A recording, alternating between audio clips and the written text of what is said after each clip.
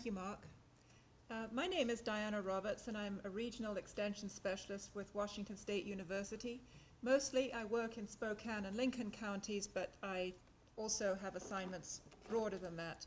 And I'm going to talk about utilizing farmers as educators to help the adoption of no-till practices. So to bring you up to speed on agriculture in Washington, this is the state of Washington. I'm based in Spokane County right here. The dark green is the highest. This is all the colors here. This is dry land, high rainfall, and what we call intermediate rainfall, all dry land farming.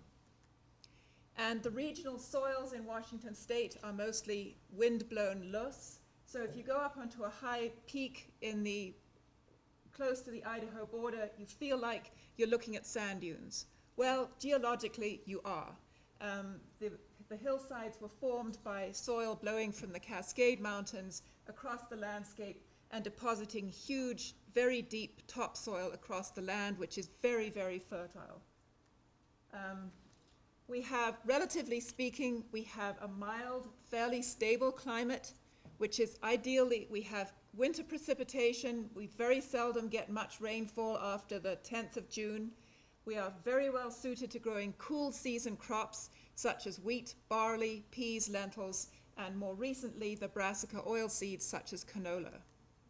We also attain record dryland wheat yields in this area, and unfortunately we also show record soil erosion at certain times. So one would think that this kind of country would be ideally suited to adopting no-till, or as we call it, direct seeding. And back in the 1970s, this was before my time in extension, many people in the area tried no-till farming and they failed. Most of them failed. One, because their equipment was unsuitable for the landscape. It's hard to imagine much being suitable for that landscape.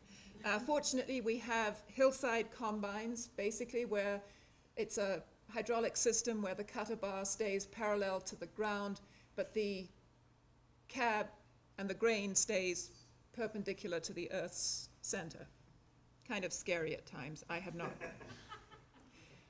We like to take newbies out, flatlanders out, and put them on combines.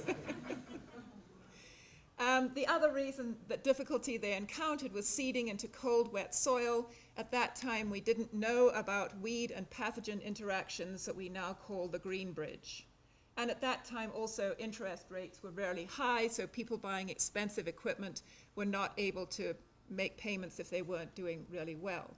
Some farmers did succeed and they did continue, and this farmer, John Eshelman, is one of them, and he and his son have been farming no-till for over 30 years, and they are strong advocates of the system. But when something fails, some people fail, that whole system gets a really bad name, and it's a long time before people are willing to try anything again.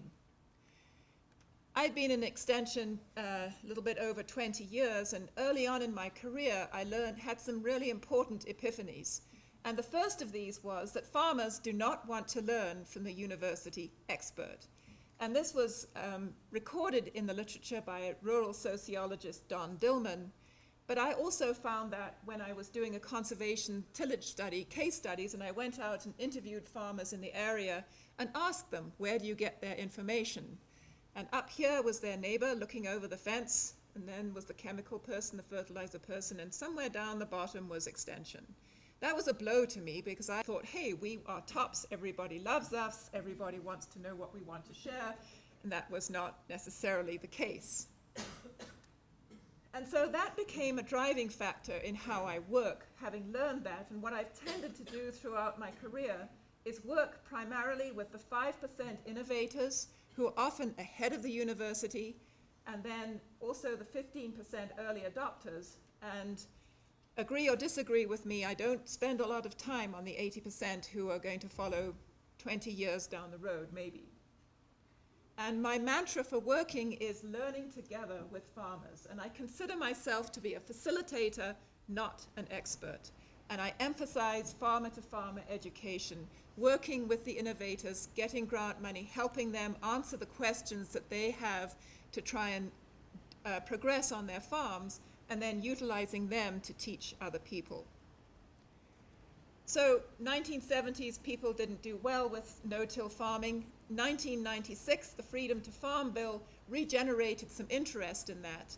And in 1996, a local farmer, a real innovator, asked me to be his technical advisor on a SARA farmer grant, and he wanted to do some really innovative no-till farming. And we set about doing that fall. 6 neighbors who were positively interested, not those who drove by criticizing, but some who were positively interested in what he was doing. We took a trip out to South Dakota to see the research of Dr. Dwayne Beck. And everyone was enthralled by what we saw. And on the way back, I asked them if they would like to form a support group to help them through this transition. And I told my county director this, and he said, "You said what? You asked them if they wanted, you used the word support group?" And they said, "Yes." And I said, "Well, yes." And I guess there are some advantages to being a woman in agriculture and extension. This group met together for 4 years, and they were instrumental in having a research farm in the area converted to no-till farming. And 4 of the original 7 have continued to this day to be community leaders leading change in that area towards no-till farming or direct seeding. And partly because of the environment, but partly because of their leadership, there is a lot of direct seeding in that area. So around this time, I was involved in a number of no-till projects. There was the Wilkie Project in Lincoln and Spokane counties. We had 6 farmer cooperators, and I was working with other extension people as well.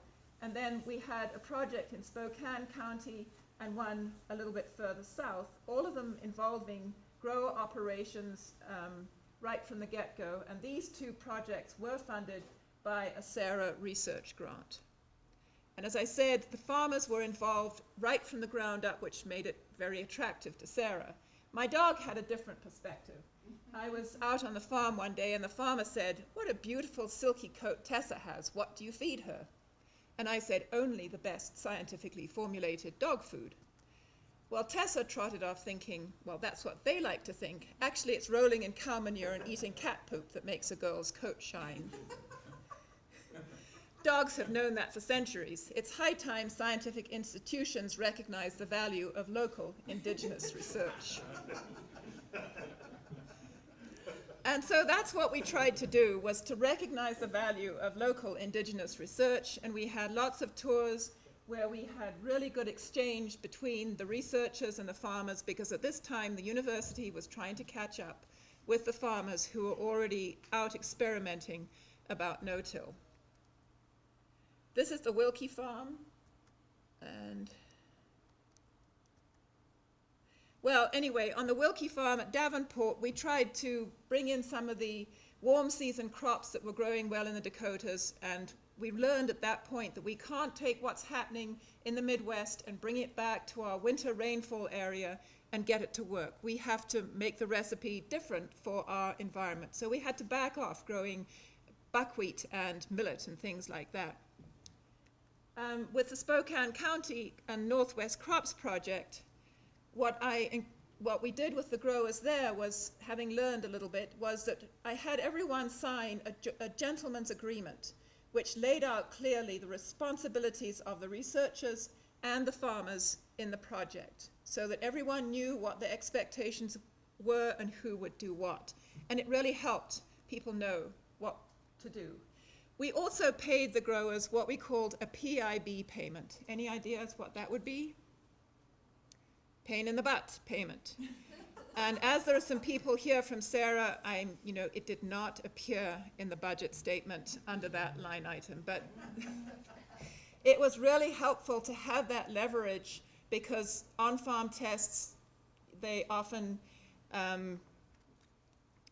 become the farmer's last priority, and having that payment out there helped them to follow through and do what they said they had committed to do. But regardless of that, stuff still happened. And stuff happens even with my extension colleagues, so there's no blame laid there. We did use farm-size equipment throughout the project. And we had on-farm tests replicated in the field and over 3 years. It was a very nice agronomy randomized complete blocks design. And I taught the cooperators the basics of statistics and the importance of replication. We spent many hours leaning up against trucks talking about replication. But during this time, I learned that farmers do not depend on least significant differences in order to make their decisions. And at this time, I titled all my presentations, Statisticians are from Mars, Farmers are from Venus. But despite the replication, I could not get the results of this project published as an extension bulletin, which was a real frustration to me, and I'm going to get back to that. However, wherever we had the farmer cooperators featured as the teachers at workshops and tours, we had excellent discussion, much better than when I was standing up in front of the group. And I had to let go of that idea of me being the expert and talking about what we were doing. So on to the evaluation part, which is really, really important in extension and part that we tend to forget. So we all get trained in how to use the logic model for evaluation. We have our inputs, we have our outputs, we have the short-term impacts. Did anyone learn anything? Did they like the lunch? The mid-term impacts and the long-term impacts. And on this project, we're pretty much getting close to the 20-year mark, but we're somewhere in there. And the initial growers who were very innovative, they went on, they formed their own LLC, they do value-added direct marketing, they have a third-party certification label. Great group. So I just chose them as my study group. And, oh, well, something happened to, anyway, I did a web-based survey of this group, and sorry, I can't remember the numbers offhand, but I believe that 90% of them came back and attributed their success in transitioning to no-till as coming from the university and extension.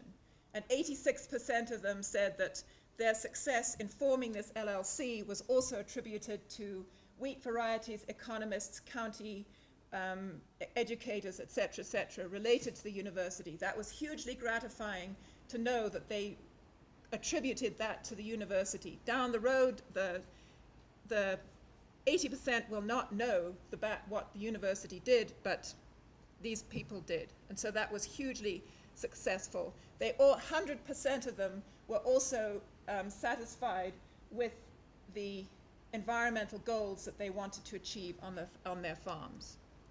So that was what I said I would talk about, but since I submitted my abstract, I've been reflecting.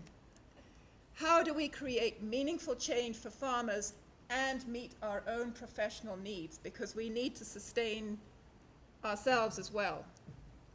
And Owen says, as a farmer, I need ideas and information I can use on my farm. And my dog says, well, my mom's nervous about publish or perish, which I heard something similar to that in the dog shelter. And I learned at my annual review 2 years ago when my director said, where are your publications? That I now need to have publications. So I've been contemplating, and we're now working on cover crops, also with funding from Western Sara. And I'm continuing the model of farmer-to-farmer education. And I have 5 farmers involved, sometimes the next generation at the same farms. We're looking at cover crop cocktails, we're looking at companion crops, and we're trying to use species that fit with our winter rainfall pattern.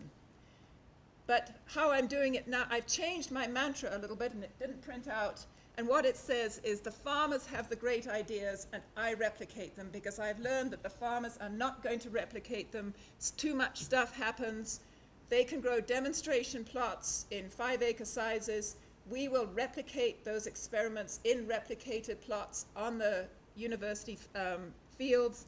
And then I hope to combine those results into case studies, which hopefully I can then publish as extension bulletins, meet what the farmers need, meet what my director needs, and help to sustain my career. And in the meantime, have fun while we're about it. So, thank you.